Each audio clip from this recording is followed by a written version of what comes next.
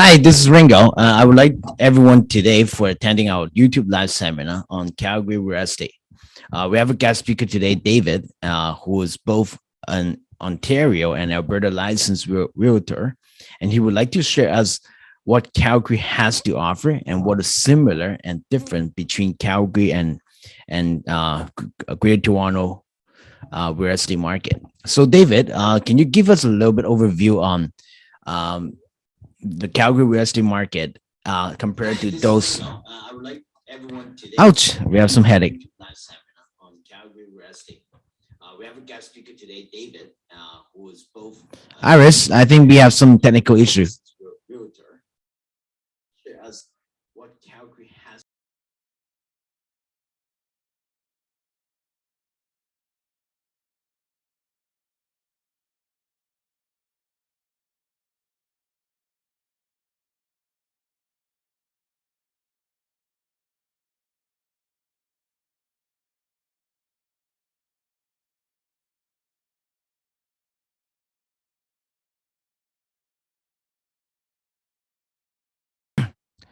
Hi everyone.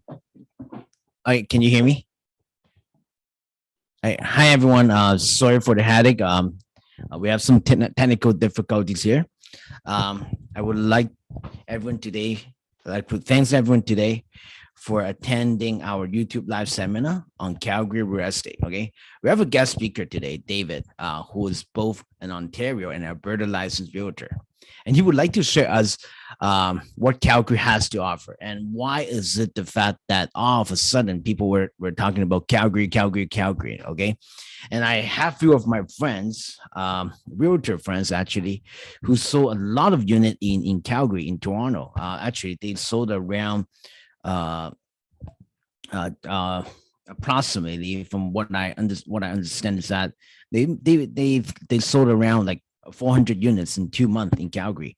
Okay, so can you give us a brief overview of Calgary real estate market compared with that GTA and other major Canadian cities? Because at the end of the day, I believe a lot of people will be interested on that, since people will think, oh, is it time to move from GTA all the way to yeah to Toronto? I mean to Calgary. So David, why don't you start? Thank you, Ringo, for having me. So yeah, basically, as you guys know, oil prices has been low for past 10 years, give or take. But that has recently changed, as you guys have all seen at the gas station, right, at the pump. I think it's approaching $2 a liter soon. So right now, Calgary, especially Alberta's economy is booming. But one thing we all lack to appreciate is the fact that Calgary isn't Thunder Bay. It isn't, a small city in Northern Ontario. It is actually Canada's fourth largest city with a population of 1.3 million. So after the big three, right, everybody knows Toronto, Vancouver, Montreal, right? All the speculation, all the hot money is coming into those markets. But Calgary now is the pretty girl at dance now, right? Like this is Calgary's time to shine. Not just because of energy prices, not just because natural gas prices are at an all-time high, not just because oil prices are at an all-time high. It's because Calgary has many, many advantages that we all have failed to look at and appreciate for the past 10 years. So basically, Calgary has a relatively low inventory, but lots of buyers locally and internationally, right? We also have expected interest rate to rise soon, but they can hedge this interest rates with high energy prices, whereas Toronto and Vancouver's market can't. The moment interest rates rise, it's very likely to hit Ontario, Quebec, and BC's real estate market. But because Alberta is an energy producer, they can negate much of that effect with rising energy prices. Um, so yeah, buyers are right now trying to get in before prices continue to rise. A lot of buyers, a lot of my clients has been asking me. I would say right now, upwards of 70 to 80% who are active investors that were looking in GTA's market and even going out to Kitchener, Waterloo are actively looking in Calgary now because even in Kitchener, basically concrete high rises are going upwards of $1,100 per square feet. Whereas in Calgary, you can find brand new buildings, concrete going for about $700 per square feet. So basically, a lot of buyers that are priced out are actively looking. And again, as I mentioned, increased demand in oil prices means there's more job growth, and Alberta immigration continues to pick up steam, especially in the tech sector. So let's take a look at some numbers. Toronto, 1.2 million. Vancouver, 1.2 million. Calgary, average 4.7. Wait, hold on. So from what I see here is that basically, I actually thought that Toronto is now higher than Vancouver, but anyway, we're pretty close. But from what I see is that is only like, I would say 40% of the price of Toronto. Am I right? You're right? Yeah, but these prices were up last month, and as of last month, some of these numbers has already changed. I see. But is it always been like that? Because we all know that, like, when we talking about Toronto and Vancouver, we all know that population growth, especially for Toronto, because Toronto is a city that is full of synergy. They have 7 university in Toronto, but is it always been like that? I'm talking about like 1/3 of the price of, I would say 40% of the price of Toronto. Is it always been like that? It has not, Ringo. So basically, let's go back to history. Okay, so historically, Calgary was always about 70 to 80% of that of Vancouver and Toronto. And as you can see in the oil booms era, it actually surpassed that of Toronto in the early 80s. And this bull run, I witnessed it because I went to school at U of A, University of Alberta. And so I was in Edmonton at this time. And in 2005, when oil prices went from $30 to $70 a barrel, real estate prices literally doubled up in the province. And you can see Calgary at one time had a higher average housing price than Toronto, which is quite unfathomable for most people, considering how strong Toronto's market currently is. Okay, so like, what are you saying? So basically, if I sell one house in Toronto, which is like, let's say if I sell my house right now, which is around 2 million, okay, do you think that I can buy like 3 properties in Calgary? Like, what can I do with 2 millions? That is the question I always ask myself, because with 2 millions, basically I cannot do anything in Toronto other than having my own house. You definitely can, especially with how far Calgary has lagged behind. So if we want to take a look at this chart, from 2015 to 2022, Toronto has skyrocketed. Vancouver has moved substantially. Even Ottawa, a city of 900,000-ish, has moved very strongly because of the synergy of Southern Ontario's market. Montreal has moved since 2020, everybody except Calgary, right? So back to your question, if you were to sell an investment property, which I was actually actively contemplating of selling one of my investment property and buying 2 to 3 in Calgary. So basically, if you were to sell a $2 million home per se in Toronto, you go to Calgary, you can buy about 3, so $700,000 average for a detached right now. And a detached can rent for anywhere, a $700,000 detached can rent from anywhere between $2,500 to $3,500 per month.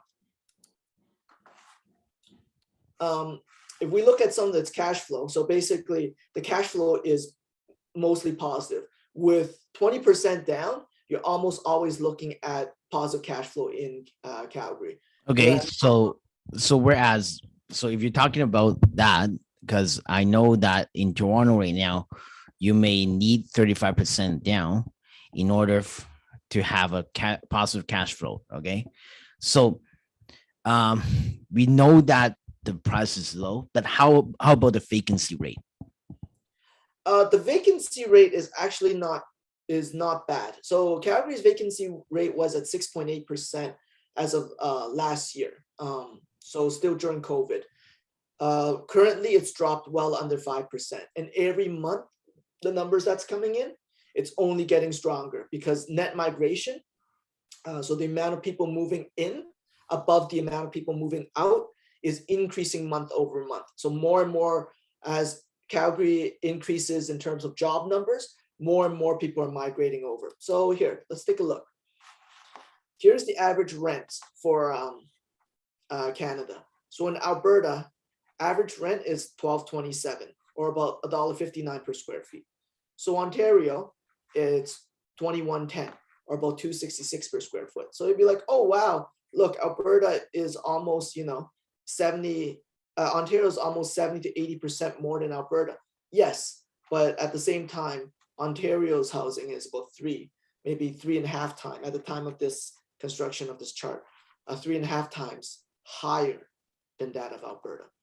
And as right now, as you mentioned, as vacancy rate is dropping, these numbers are increasing month over month. So for example, a few months ago, I was looking at basement suites and they were going about $800 on average. Now is about $1,000 on average. So a $200 movement.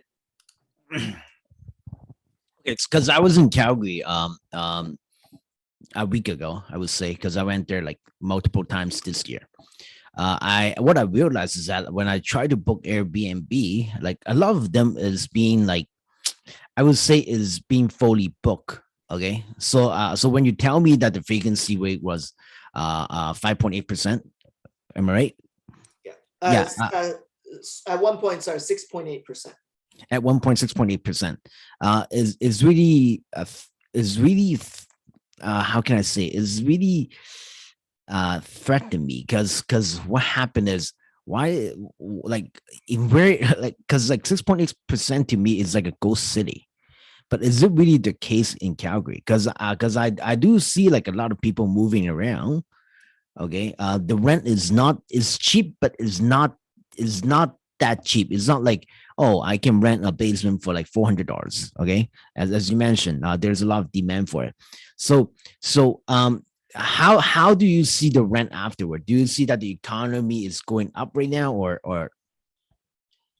Yes, definitely. So basically, the rent, as you can see, from 2017, when this is during the worst times in terms of oil prices, they were at their lowest until COVID, and then now everything is coming back and rebounding. So you can see the prices moving up, and so has vacancy rate in terms of decreasing in numbers. A lot of my clients are actually out there looking for jobs, and they're having a really difficult time looking for, like say, a 1-bedroom or a basement suite. They're going so when you're talking about job, okay, what type of job is out there? Like that's what I wonder. Like, what type of jobs is out there? Because I know that people from the oil sands is coming back, but is it the only type of job, or there's something that we don't know? So there are many different types of jobs. Oil and gas. Here, I'll show you this chart right here. So basically, they're setting up with the world's largest renewable energy, right? And there's about 60 new projects that's coming online in terms of solar. So it's not just oil and gas. They are heavily invested into renewable energy as well. Film, last year, over $500 million was spent within Alberta filming industry. So a lot of people coming up from the US to film, mainly because it's much cheaper to film in Canada and than in the States, and also the Rockies, right? The beautiful Rockies to film. Yeah, because I was there this year, and I went to Banff. It's like the nicest scene that I ever seen. To be honest with you, I haven't seen like the mountain view for so long, and the mountain view, I will say, is better than the one in Switzerland.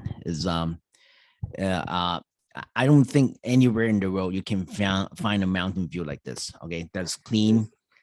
Yeah. So Banff, as you see, well, I think your picture is a little, is not, didn't really portray what it was in Banff. It's astonishing. For those of you who want to take a look at it, go into my Instagram. You will see how good it is to like how nice the scene is, right? So talking about technology, Amazon, okay, I know that they're investing in Toronto as well, okay, but why are they choosing Calgary right now, to be honest? Like, So what are the as advantage if they choose Calgary, to be honest? few things. If anybody knows anything about the tech sector and where they want to locate campus, it's costs of building the campus. It's also cost of living and how likely they are to attract tech professionals. Like, where do tech professionals want to live? Tech professionals don't necessarily want to live in the busiest city. A lot of tech professionals really enjoy, as you mentioned, the outdoors, Banff, right? Lake Louise, Jasper, and being, able to drive out for an hour, drive out within an hour for a day during the weekends and go hiking, camping, um, etc., right? Canoeing. So what happened was Amazon recently invested $4.2 billion into a cloud database center in northern Calgary. So basically near the Livingston area, and all of that, about 1,000 jobs, will be high-paying software engineering and IT jobs. Okay, so there are some IT job here because I know that IT make a lot of money, but can it be like, okay, let's say if I'm IT company, okay, and my office is in Toronto right now, okay, we all know that with Zoom and work from home and everything, basically I know a lot of IT guy that can work from home right now, okay, so can I pay a cheaper labor cost in Calgary? It wouldn't necessarily be a cheaper labor cost that you're paying, but it would be a lower living cost. So the IT professional will be like, should I choose New York, Toronto, Silicon Valley, or hey, Calgary? I'm paying 1/3 of the rent I'm paying there. You know what? Let me go to the Calgary campus, and it's so near to the outdoors. That would be great for me. So basically, it would make the Calgary Tech campus more attractive. Okay, okay, that makes sense. Okay, but okay, but my other questions is that because when I'm talking about investing, okay, because I'm an investor myself, okay, what I'm scared of is also the fact that if I'm going to, because I was looking at properties in Montreal and I was thinking about buying it, okay, but what I realized is that Montreal have a very, how can I say, like, their rules is really protecting the tenant. Okay. So I just wonder in Alberta or Calgary, like, are the rules really protecting the tenant? Because I don't want to spend like a year to kick them out. You know what? It's actually the exact opposite. Um, in Alberta, the laws are actually very protective of the owners. So there is no rent control. So in Ontario, if you were to rent anything out, anything that's built before November 15th of 2018, as we all know, has rent control, right? You Wait, can't wait, do wait, wait, wait, wait, wait. Okay. So you're saying that there's no rent control. Okay. No matter like if I buy like a 50 years old house, there will be no rent control. correct. There is So zero rent control. so let's just say that okay, perhaps I'm renting out $2,000 this year, okay, and then okay, and then on the month of September, okay, within a year, can I increase the rent right away? Absolutely. The moment the contract ends, you can increase it at will. So basically, I can increase it like to $2,000 because I want to kick them out. As much as you want. As much as you Wow, wow, that's good. That's good to know. Actually, I don't think there is anywhere in Canada that have no rent control. If I remember it right, okay, I could be wrong, but I have to check on that. So in regards of their transaction costs, okay, as an investor, obviously everyone is like we don't want to pay like 90% of the profit to the government, okay, because it's an investment property, right? So you're saying here that it has no foreign buyer test. Okay, it doesn't really matter to me because I carry a Canadian passport, no PST and HST, which is good, and low land transfer test. How does that work? Okay, because like aren't the government need to make some money on it? Actually, Alberta's budget is going into a surplus this coming quarter, $500 million surplus, because again of Alberta being an energy producing province.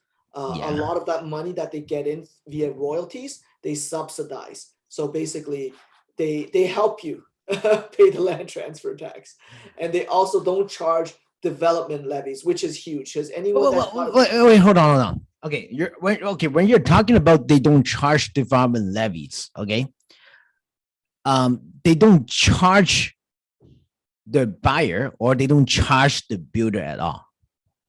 They charge, the builder pays a part of it, but it's nowhere near the amount that Ontario builders should pay, which they transfer to the end user. So the buyer ends up paying. I see. They cap it at like 15, 25,000, but some townhouses I know, there were people that end up paying 100,000 in Toronto townhomes in development levies. Yeah. Okay. So at the end of the day, that explains why is it cheaper in Calgary, because I was looking at a project in Toronto. Okay, basically, approximately, I would say 25% of the whole revenue is going to the government, because we have to pay the HST. Okay, we have to pay the development charge, and at the end of the day, one of my builder showing me the performer that they have, and they're not making any money because the government take them off. Right. So that's good. Okay, I see this graph here that's talk about GDP growth. Okay. So what I worry about is that for oil is always up and down. Okay. So we have seen that in the last, I would say in the last 10 years, oil hasn't been boomed that much. And I also see that right after the launch of this pandemic, okay, the start of this pandemic, we also see that the oil came into a negative price. Okay. Right. So when you're talking, so I see this graph is that you're talking about Edmonton and Calgary will be the fastest growing major metro, okay, with a GDP growth of 5.6 and 6.6. Okay. So like my questions to you is that I know that you're really paying attention to the stock market, to the economy, to everything. But my question to you is that, okay, let's just assume that if the oil collapse again, is there any other kind of is there any other kind of backup that they have right now? That's a good question, Ringo. And in terms of, so everybody recently, at least for past few years, has been talking about EVs, right? Electric vehicles, and how strongly Tesla and other car companies, manufacturers are moving away from oil. And I know a thing or two about EVs because I started buying Tesla stock back in 2013, and I've been doing research extensively in that space. So one thing that a lot of people fail to recognize is even if no automobile uses any oil, that's only 30% of global demand, because the other 70% is day-to-day products. And let's just say, sure, we drop by 30%, oil prices dip. Alberta is also hedged though, because they have natural gas. And we all know that if we were to go EV, electric vehicle, then basically we're going to need a lot of electricity. And who else is able to step up and provide that energy source via natural gas? Because there's not enough solar, wind, or nuclear to go around to support the grid when that happens. Okay, that makes sense. Okay, because recently I spent around like $160 for my SUV, and I was joking with my wife is that I don't want to even go out to my gym and work out anymore, because every time I step out of the door, I have to spend another $5 to $10. Right. So, okay. But, well, I think your explanation really makes sense, to be honest with you. Okay. And I understand. Okay. And I saw this chart here. Okay. Government Canada invests $1.7 billion to remediate the abandoned well and $750 billion to reduce greenhouse gas emission. Okay, that to me is another language here. Can you elaborate more on that? And I believe if that is another language to me, Sure. it will be another language to a lot of people. So what's happening right now is because oil prices are rebounding, a lot of the wells that were abandoned, that were unprofitable when oil was at $40 a barrel, are quickly becoming profitable. So Alberta is reintroducing funds to get those wells back up online. And also they are providing a lot of investments in credit to support energy companies. But one of the most important things that has changed within the past 3 years are two pipelines: the Trans Mountain, which goes from Calgary to BC, and the Line 2, which goes east from Alberta down to Saskatchewan and down to Michigan. So what happened? Oh, so go all the way to US. It goes straight down to the US. Okay. And this has decreased the cost of much of Alberta's oil and increased its profitability right across the board. Oh, I see. Okay, so with the ongoing chaos in Europe right now, I do believe that we need a lot of supply in oils in North America, because and also supporting the Europe as well. Okay. Do you think that they have any solution whereas they can supply the oil to Europe, or not yet?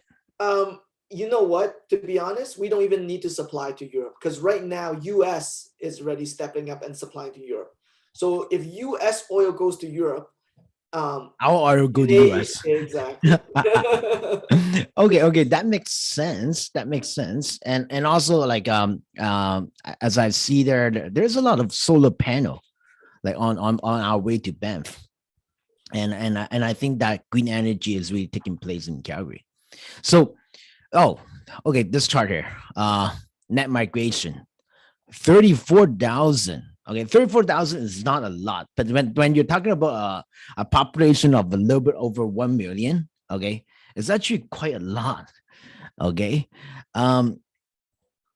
so what are the reason behind, okay, for this number here? Okay, why is it the fact that all of a sudden people are moving off to Calgary? So actually, net migration is quite substantial, because net is the minus the amount of outgoing as well. So it's incoming minus the amount of outgoing. So to have a net is actually is pretty good in itself. Like, for example, Alberta, so Ontario has an immigration rate of about 130,000 a year, but it also has a substantial outflow, close to 100,000 in certain years. So Ontario's net migration is sometimes actually lower than that of Alberta. And actually in 2021, it was lower than Alberta. So as I mentioned, as commodity prices pick up, not just oil and gas, but everything right across the board, from copper, silver, gold, mining, potash, etc., as they all pick up, Alberta gets a lot of increase in local jobs, and a lot of the other provinces' skilled workers, say from Saskatchewan, Manitoba, Nova Scotia, etc., they start going into Alberta. And as you can see here, this is the international net. So a lot of people also seeing an increased amount of jobs in Alberta, and also a relatively low housing cost is flowing into Alberta as well. I see. Yeah, because I know that a lot of my friends, my family who is from Hong Kong, giving up on moving back to Toronto anymore, because if the housing in Toronto is very expensive, they are thinking about Calgary, because they get to enjoy the benefit of as a Canadian residents, and also low housing prices, which is very lucrative to a lot of people, because mostly a majority of our income were being spent on the housing. Okay, so I saw this chart is that a livability. Okay, they ranked 5th in Forbes as the most livable city in the world. Okay, youngest population. Can you elaborate on that? Does that mean that I can see a lot of pretty girls there? So the average age in Alberta is one of the youngest at 38. I don't Oh, know okay. about pretty girls. How about Toronto? How about Toronto? Like, because Um, in Toronto, I believe it's 43. oh, but Yeah, in I Ontario. think Toronto have more pretty girls than Alberta. But anyway, go ahead. uh, for in terms of wages, actually, Alberta has one of the highest median incomes, household income, at $115,000 per year. In both Toronto and in Vancouver, it's under 100,000 for median income. So it has one of the highest median wages or median salaries and one of the lowest housing costs. It has diverse culture, good education, good healthcare.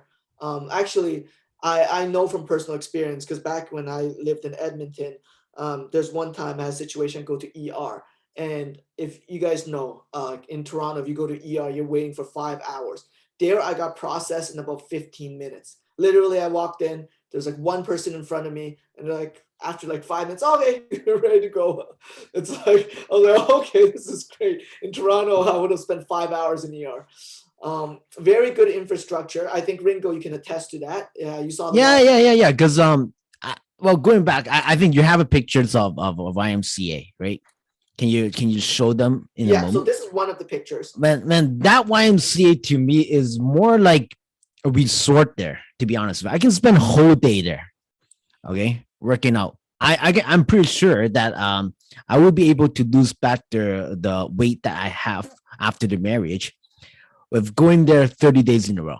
Okay, if I live in Calgary, because like that to me is like, okay, think about it. You have a YMCA center, okay, that is on, like, no matter where you live, within like 10 minutes drive, we will have a YMCA center, and those YMCA center they have uh, uh, swimming pool. Okay, and when I'm talking about swimming pool, most of them are like 50 meters swimming pool. Okay, so I was there, and I can swim the whole lane.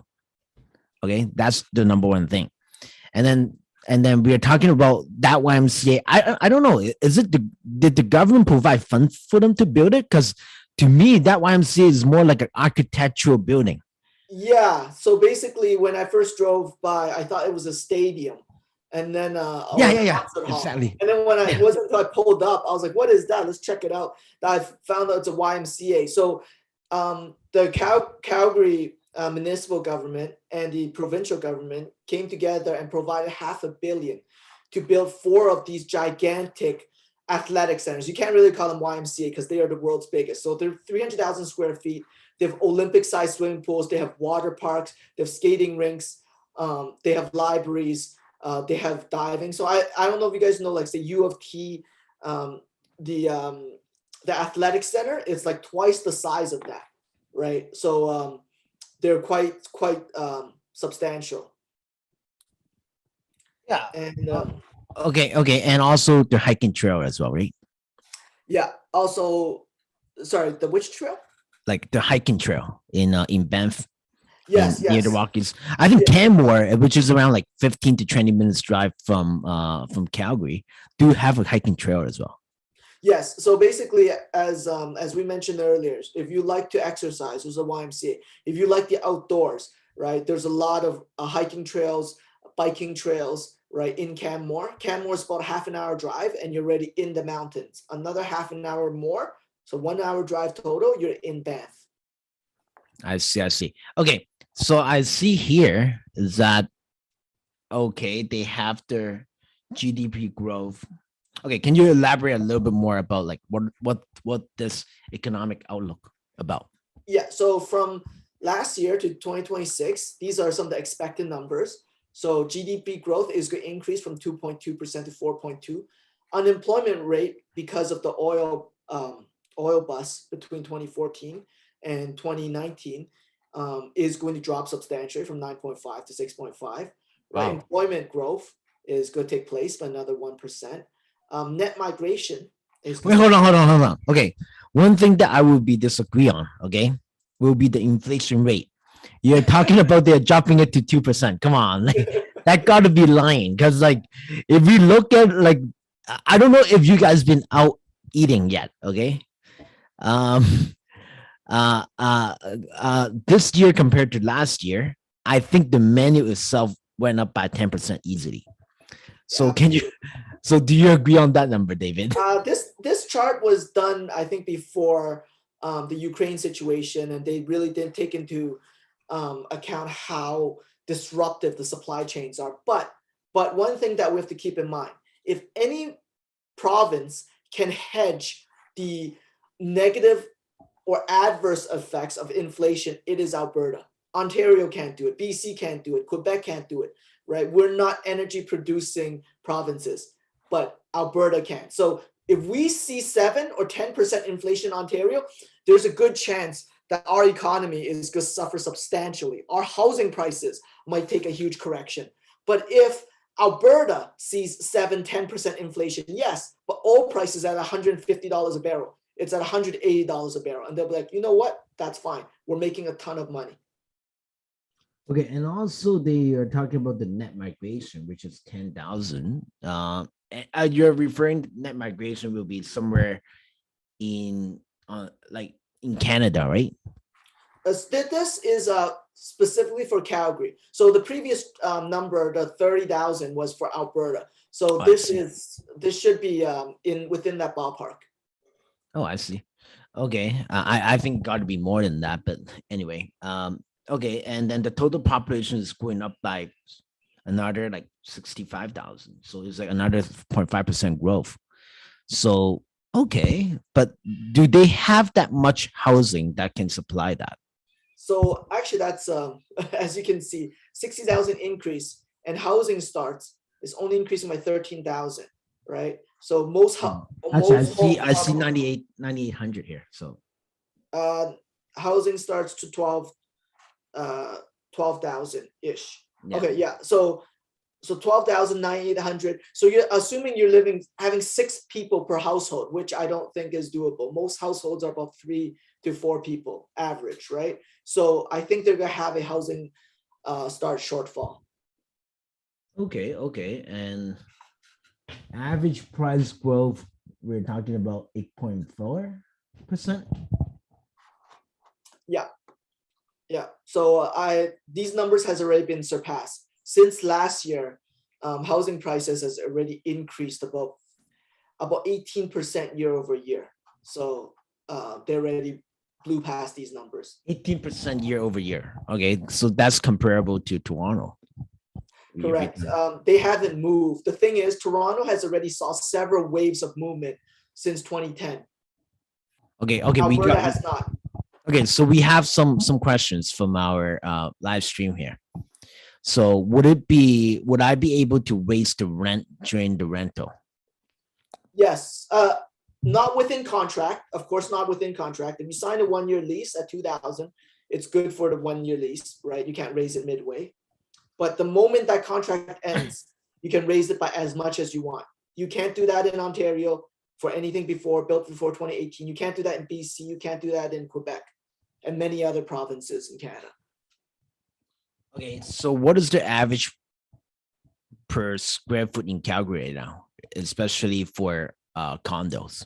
So it ranges. So for a project we're about to talk about, you're looking at about $300 per square foot for resale. So that area is similar to North York and Toronto. For a similar building, quality and age, in North York, you're looking at about $1,200 to $1,300 per square feet resale right now. I see. Okay. Okay. So David, okay, that's my next questions actually. What are the projects that is out there right now? Come on, like I need to know. Know. Okay, so we have 3 projects that we're going to talk about. So let's start off with London and Heritage. So this is the first complex that I want to introduce. So this is not pre-construction. This is a building built in 2010. Okay. At that time, a private equity fund has purchased a substantial amount of units within the building. And oil prices has been low, energy price has been low, the real estate market dipped, and they held on to it and they were renting it out. And now, because the market's getting much better, they're looking to liquidate some of it, sell some of it off, and pursue other projects in northern Alberta. This building is located in southwest Calgary. So southwest, you'd be like, oh, you know, what's the big deal about southwest? You know, there's northeast Toronto, there's southwest Toronto. What's the big deal? It's very important in Calgary. Calgarians take the quadrants. So whether you live in northwest, southwest, northeast, southeast, very importantly, it's almost like Hunger Games there. So basically, the quadrant that you're in defines who you are. If you go out to dinner and you go, you know what, I'm from Southwest, everyone's like, oh, that's, you know, he's from Southwest. That's highly respectable. Okay. So you're saying that because Calgary is such a small city, because from south to north is around like 30 minutes drive. Yeah, that's a very good map. From south to from north to south is around like 30 minutes drive. From east to west is around like 15 minutes drive. So you're saying that living in Southwest is better than seeing yourself driving a Lamborghini? Well, not quite a Lamborghini, but it definitely helps your social status. And this building being in Southwest, the reason why West Side is so high in demand, so Northwest and Southwest is very high in demand, is two factors. The first is the elevation is much higher here. So basically, you're on top of hills. And when you look down, you get a really, really beautiful view. Secondly, you are facing the Rockies. So the Rockies are located here. So the homes here would get a very, very nice Rockies view. So this project is in the Southwest, right? It's beside a lake called Glenmore Lake. It's Glenmore Park or Glenmore Reservoir. And if you were to look west, we can share the video after, you would see the lake and you would also see the Rocky Mountains, which makes it very beautiful. So here's some of the numbers. It's 4-minute drive from South Center Mall, 4-minute drive to Heritage Park, also a really nice park, 6-minute drive to Chinook Center. So this building is right beside the LRT. And one stop away, you're from Chinook Center. Chinook Center is their Yorkdale Mall. So they get all the top brands. I think you were shopping in there, right, Ringo? My wife was, not me, and my credit card almost, went over the limit. Okay, and we ran a van, and like half of our trunk is full. So I think more like Chinook Center have more to shop than Yorkdale, in my opinion. Okay. Yeah. And also save and also save their tax as well. Yeah, my wife was saying that. Yes, I was. Like it was on the chat. Anyway. So here's a map of the C train or the LRT. So right here is Heritage. As I mentioned, one stop is Chinook, and then 5 stops you get back to downtown. So this would only be about a 15-minute LRT ride. And if you wanted to go to UC, it would be about a 40-minute ride. So technically you can, and it's not a short ride, but it's only one. It's only a one train ride. You don't have to transfer, so that is a benefit. Well, how long does it take to downtown though? Like, about 15 minutes. So 5 stops. Okay. Yeah, So, that makes sense. So here, I'll show you guys.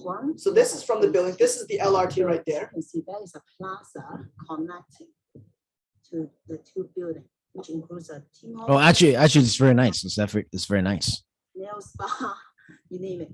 There's a lot of shops plus a supermarket in the area. And what is very cool is that in this neighborhood, there's no other condos. This is the only one. So if you don't want to live in this area, they are limited by choice. So you get to get when is that enjoy the proximity to the sea trade, which is literally 5 minutes away. You just get off, cross the bridge, and that's where it is. I see. Okay. So David, I think as an investor's standpoint, is most important is the price. How much does it cost? So, recently we sold a junior 1-bedroom, right? 502 square feet for $160,000. It's worked out to just about $300 per square foot, and it comes with parking. And that unit is bigger than most King West 1-bedroom. Actually, I have one on the 15th floor. Just give me a second here.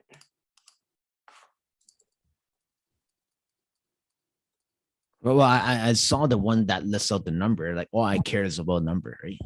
Yeah. So, and I don't want to live in London and Heritage because I don't want my credit card to be broken again. So this one is right now selling for 195,000. Okay. Okay, and this one's on the 15th floor, the exact same layout. And it is 35,000 more, but it's worth it because wait till you look at that view. This building is built. Okay, so is I would say it's a like 15 years old building, is it? Or no, a 12-year-old building. It's built in 12 years old building. Okay, 2010. But it's maintained very well, and they have a lot in the reserve fund. They have about $4 million in the reserve fund. Oh wow! Not only there, are there closet? So it's here. And how much is it again? Like 195. So it was around like 195,000 comes with one parking spot.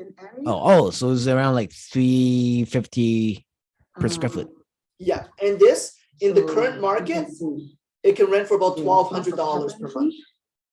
And then $1,200 per month. Yeah. Okay. Anyone that wants to like do their own due diligence, go on Rent Faster, and you would see the prices. Massive Okay. Wow, the view is spectacular. Rocky Mountains right there. Like oh yeah. Right now it's about midday. Yeah, and it's unobstructed as well. That's unobstructed, absolutely stunning. Yeah.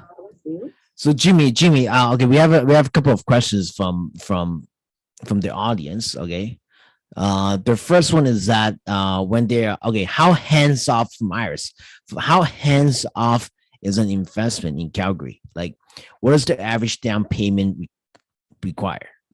Okay, so right now for this program, we have a peace of mind one-stop shop program. So basically, we're going to take care of property management for you. Property management will be about just under market price. Market price is about 12% there. We're going to do it for 10% of monthly rent. So if you rent it out for $2,000, then it'll be $200 for property management. And then we also have a rental guarantee program. So most of these units are renting at about 6.5% to 7% cap rate. We're going to guarantee it at 5.5%. So to put it in the numbers, let's just say you bought a property for $200,000. We're going to guarantee rent at 5.5%, which is $11,000, which works out to just under $1,000 per month. But we not only protect your downside, we don't limit your upside. So let's just say if it goes up to $1,500 per month in terms of rent, and the cap yield goes up to 8, 9, 10%, we're going to reimburse you back the difference. I see. Okay. All right. So I have another question. Okay. Well, we already answered that. Is there any specific project we recommend? Yeah, there is. So it's from Jimmy T. Okay. Ringo, from an investment perspective, do you think it's fair to choose Calgary over Toronto? Okay, that's a very tough question. So I will let David answer that afterward. Okay. I think Toronto have their own selling point, and it's different when you compare Toronto and Calgary. Toronto, with the population growth in Toronto, and also with the synergy in Toronto, basically there isn't much risk at all when you buy in Toronto. But when you're looking for capital appreciation, with the Toronto market having increased approximately 150% in the last 10 years, whereas when you're compared to a market that haven't been increased much or even like decreased a bit in the last 10 years, I think if you own a property in Toronto is a good idea to diversify your investment by a little bit. Okay. So David, what is your take on that? Like this guy's asking like Actually, I have a very good story on that. So about 5 months ago, when I first started, actively navigating in Alberta, I ended up buying a place there, by the way. And I was actively looking and I was like, wow, these prices are really good. So I called up my friend and I was like, hey, we should definitely look at Calgary. And he's like, Calgary, you're crazy. Like, who's going to go to Calgary? It's like, yeah, that was I thought too. That was me as well. Like, come on, like, I'm not going to go there. And then I started sending him stuff. I was like, okay, no worries. I'll start sending him stuff. And he's like, this looks interesting. And after a week, he's like, this looks really good. And I was like, you know what? Let's fly there. And he's like, okay, let's fly there. And then at the end, it wasn't just him flying there. He brought his wife. He's brought his 2 kids, right? We all went out to Banff. We had a great time. He ended up buying a $700,000 detached there, which is now worth about $850,000. And now he wants to move his whole family over. So basically back to the question, Toronto versus Calgary. If it was just Toronto versus Calgary and no other factor, it would most likely be Toronto, right? There's more of everything, right? There's nice restaurants, etc. But if I have to pay $8,000 a month for my mortgage, I don't care if there's any great restaurants. I can't afford to eat in any of them. So I will take no mortgage, right? And get a nice detached in Calgary and live a good life and not pay $2.5 million for a detached. So I think that should answer the question. Yeah, yeah. Well, I do agree with you. Well, to be honest with you, I love Toronto because the food here is like the Chinese food here is, I would say, the best in all the rest of the world. Okay, at some point I think it's even better than Hong Kong. In Calgary, what I have to give up is it's Chinese food, I would say.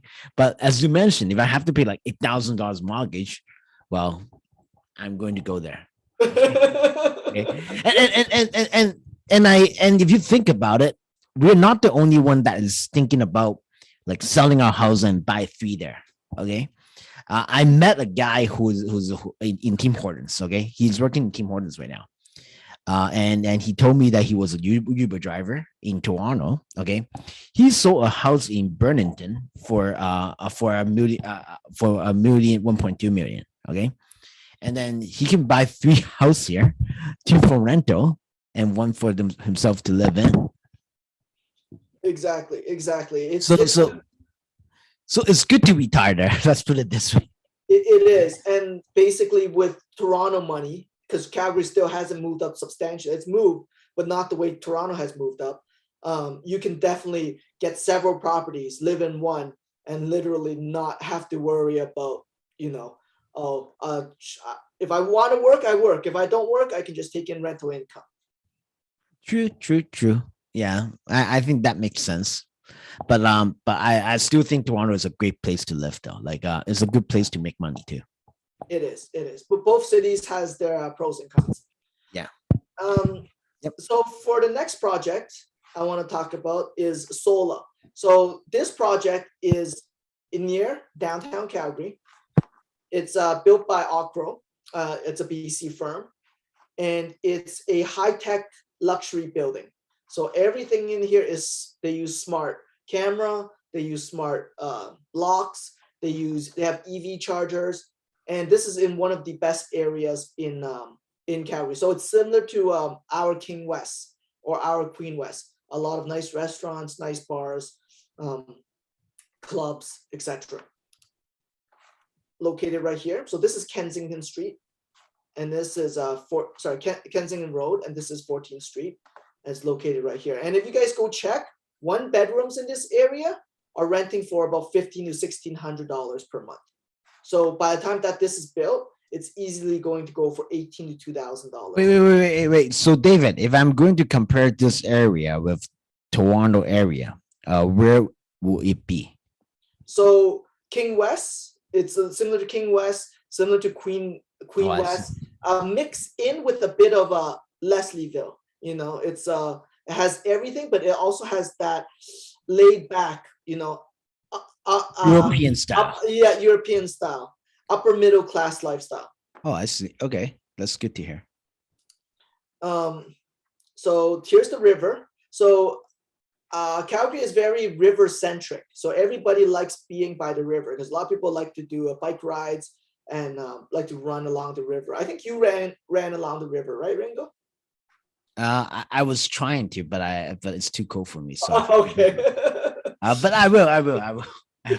So also this is very close to SAIT and very close to Sunnyside Station. So SAIT is their IT institute. So a lot of students go here. So right here, if you want to rent to students, you should rent very well.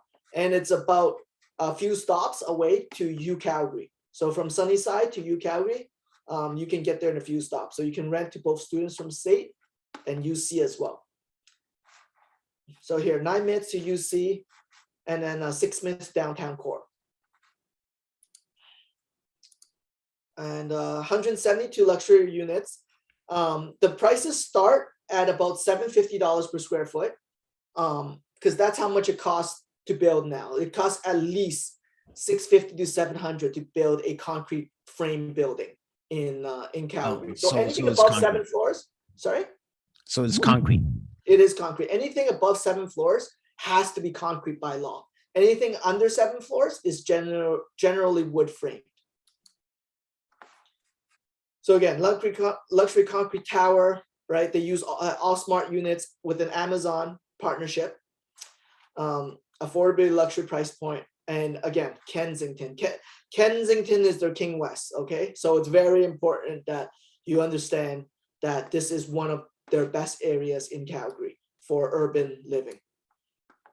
So let's do an investor analysis. So right now, if you were to purchase a 1-bedroom, actually these ones I think has increased in price as well by a bit, but at the release of this investor analysis, $363,000. The average size was 543 square feet. Monthly revenue, you can get about $2,000 by the time that this is built. This will be built in about 2024. Down payment, you're looking at $72,000. Okay, the principal and interest, you're looking at about $1,000, $1,072 mortgage. Condo fees is really low, which is good, $224. Property tax is also not high, $157. Insurance, $28. Your monthly expense, you're looking at about $1,482 per month. So minus that by your monthly revenue, you're getting about $554 per month. And that is excluding what you get on your equity with your monthly principal payments as well. So you should be getting about $1,000 net on equity per month. Annual cash flow, $66,480. $66,048. And here's some of the other units. What I can do is I can send it out to you. So basically, if you guys have any questions regarding this, we can either do like a one-on-one Zoom, and we're gonna have all this information available to you guys, so you guys can look it through. So basically, we also do a property management program, and it's between 10 to 12%. So it's gonna be hassle-free. You know, you get peace of mind. Because I really do understand that a lot of people, if you haven't been to Calgary, it's really important for you to have that peace of mind. Like I had a friend that was telling me to buy New Brunswick. He's like, oh, the prices went up so much. It went from 300 to 400,000 for certain detaches. And he's like, you should buy New Brunswick. And I was like, New Brunswick? I'm like, I don't know anything about, New Brunswick. Like, like I only know it's by the ocean, but that's about it, right? And he's like, oh no, like you should definitely take a look. But at the end of the day, if I haven't seen it, it's really tough for me. So this property management program gives you that peace of mind. You have that property there, you know the numbers, you don't have to always physically be there. oh, say if the plumbing went out, you don't have to be like, oh, you know what, I have to find somebody. The property management will take care of that. Lastly, I would like to talk about the Phoenix project. So for you that want something else, you're like, oh, you know what, I don't want a condo. I want a freehold property. I want something where basically I own the land beneath me. So we have a townhouse project. This is a 3-level. So there's no basement. So it's 1, 2, 3, first, second, third floor. And it's between 1526 to 1620 to 1695 square feet. Okay. And it's 3-bedroom. Actually, this is wrong. It's not 2.5 baths. It's actually 3.5 baths. I'll show you the floor plan after. So, hey, Ringo, welcome back. Hello.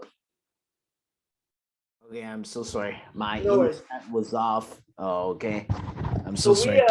we went through Sola, and we're just about to go into the Phoenix townhomes in the Northeast. Oh, that one. I was there. I was in this piece of land. Okay. Actually, it can face. You can see Calgary International Airport right away. Yeah, and you get a really beautiful skyline of Yeah. Of Calgary downtown. And a great thing about this project, no basement, because most people don't want to live in the basement. It's cold, right? Yeah. But this one is, you walk in is the first floor, second and third floor, and we'll go through the layouts in a bit. So it's right here. It's in an area called Saddle Ridge, and Saddle Ridge is also one of the areas that have one of the huge YMCA's, one of the 4 super YMCA complexes. Basically, you're within a few minutes drive to that. It's close to Stony Trail. Stony Trail is also important because Stony Trail is the highway that rings around all of Calgary. So from this, I can drive along the outskirts of Calgary and get to any point in Calgary that's within the ring. So say I want to go from here to southeast, I can get down there in about 20 minutes. I will get southwest, I can get there in about another 10 minutes. So 30 minutes I can get from here to southwest without having to navigate through traffic across the city. Close to Airport Road, 25 minutes commute to downtown Calgary. Look at that beautiful skyline. So outdoor recreation, the airport, very close to airport. So a lot of people that want to, do certain things other than just rent out, Airbnb is doing very well. You can make a lot of money doing Airbnb close to the airport. Right now, with a townhome like this, you can do about $200 per night on short-term rental, especially if you're by the airport. Close to Savannah Bazaar, close to, again, the Genesis Center and YMCA. And again, we'll share some of that information. And again, a lot of restaurants, Boston Pizza, Deli Express, right? A lot of entertainment, bars, groceries, parks. And Ringo, do you want to go through some of this floor plan? Yeah, sure. So it's a traditional 3-story townhome. Okay. So what happened is on the first story, you can make a 1-bedroom there. And then it's like an ensuite. Okay. So the lot size is around like I would say is around like 18 feet long. Actually, it's 16.8 to be exact. Okay. And then when you goes to the second floor, okay, David, can you move? Yep. Second floor. The second floor is more of the living area, kitchen, and eating. Okay, so it's like it's pretty much like the 3-story townhome that we have in Toronto. Okay, and then when you go to the third floor, you can have 3-bedroom. Okay, I myself, I don't know, like I will just leave it as 2-bedroom. Okay, but in total for this one is more like a 4-bedroom in total. You're absolutely right, Ringo, because it's not fair to consider a first floor and not consider this bedroom. Like this isn't a basement, right? So they should definitely include this being a 4-bedroom, 3.5 bath unit property. Yes, yes. So it's a 3 bedroom, 3.5 bath unit. And I think is selling for 529,000 right now. Okay. With a rental income of approximately $1,800 per month.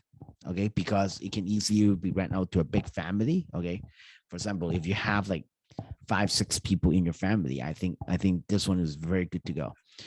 In terms of square footage, is around like 1,400 square feet to 1,600 square feet, depends on which one you would like to choose. Yeah, and I know this developer very well, and they've been building like very nice detached in Calgary. But now they want to build townhouse because they think that townhouse is more affordable. Okay, whereas the price range is between like 400 to 500,000. Yeah, my next. So Ringo, I just want to clarify. So at 15 to 1,800 square feet, that does not include the first floor, right?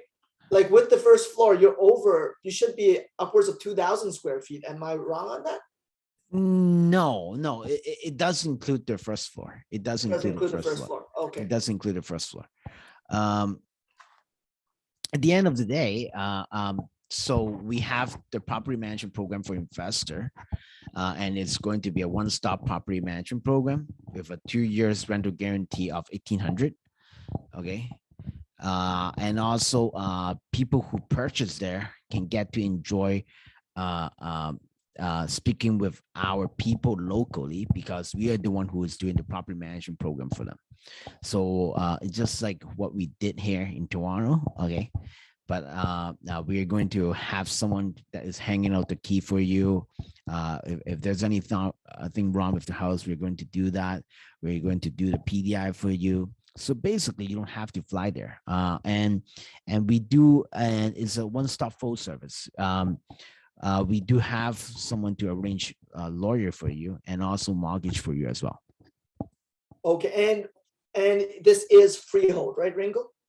Now this is what I call like partial of Thailand. Okay. So partial of Thailand, as in like they do have common element fees. Okay, which is in between like $150 to $180. Okay, they haven't have a rough. They is not right now. They're accepting reservation form. Okay, so Calgary market is a little bit different than Toronto market. Whereas Toronto market, they have to have everything ready before they sell, but they have what it calls the reservation form, so that upon like once they have the building permit and everything, you get to sign the APS for them, and that's when you have to pay. Okay, that's great to know. Yeah. And that is we go to our FNQ portion. So any other questions that anyone have for us? I do think we answer most of them. Yeah, I do think we answer most of them. Yeah. Okay. Yeah. So anyway, we'll try to keep you guys updated on the Calgary real estate market, and also remember to subscribe our channel. Okay. And here comes the lucky draw. Iris, can you do the lucky draw for us?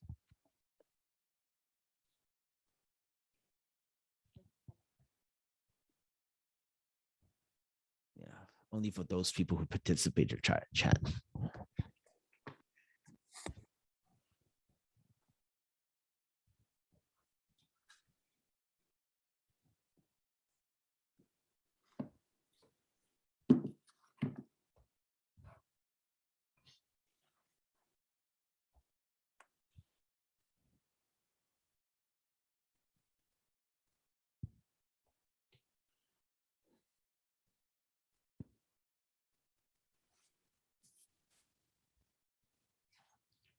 I will say everyone who says something.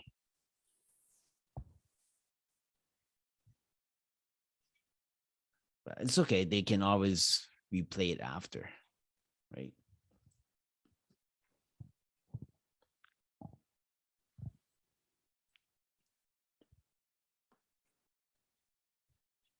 Yeah, let's test her luck. Oh, to be fair, not include Astor for now.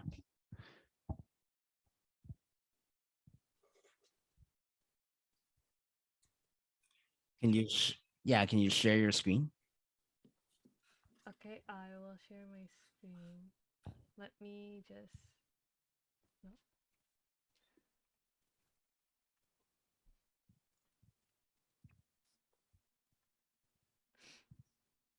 Uh,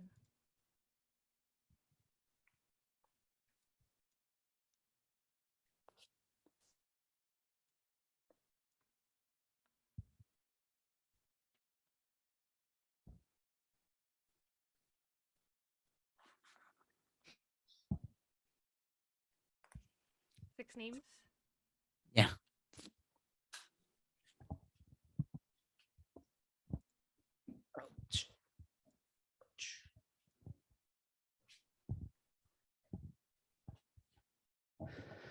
And that is our winner of the gift card. If you're still here in the stream, let us know. Contact Ringo directly. And Wait, we can't see your screen. You can't see it, but the stream can see it. Okay, here I'll share The it. stream, okay, anyway, if the stream can see it, yeah. Who's the winner again? Gostin Ho Liu. Gostin Ho Liu. Okay, yeah. So anyway, yeah, if you're the winner, Augustino Liu. Okay, if you're the winner, feel free to message me, and I will send out the gift card to you. You can pick it up in my office tomorrow. Okay, I will be there from 11 to 7. Okay, so you can pick it out there, and then we can have a picture together. All right. Okay, I'm going to end the stream. Okay, No, thank you no, everybody for no attending. problem. Thank you. Bye bye.